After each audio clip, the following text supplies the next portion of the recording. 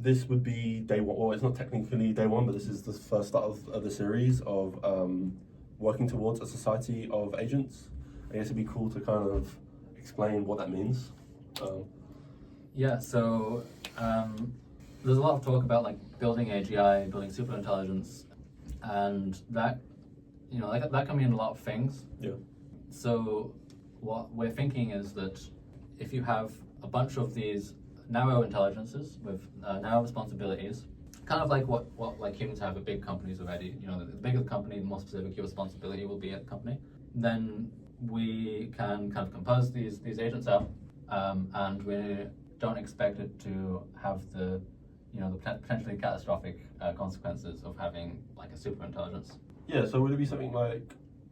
So this is like the pool of workers. So I guess it's the same way like a society would have a pool of workers. You might have like an engineer, a marketer, a graphic designer, blah blah blah. Yep. So I guess the sort of AGI-like system would come through like a user request agent.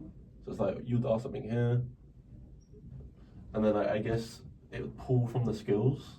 And it's like, okay, like this is best for your query of doing a marketing system, and then it sort of tailor it each time for each request.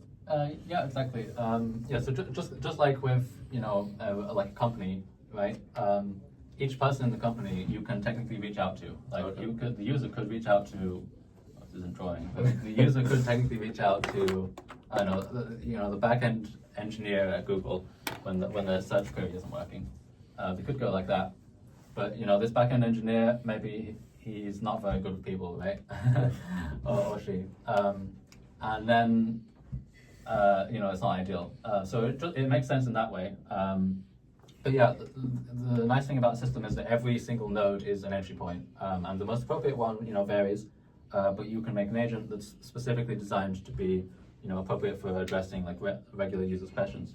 I think that this kind of paradigm that an agent should have a narrow slice of responsibility and may kind of fuzzily work with other agents in a graph it's just very new. Yeah.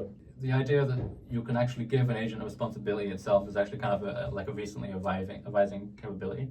Yeah, because I think ideally this is something we're sort of speaking about. So like if you do have a multi-agent system or you do have a product or something, it'd be cool if you could just have one API and then you could kind of call. Well, this is called Coral by the way. But if you kind of call this as one system and like you could have like a discovery like function. So okay, find me the best agent for this.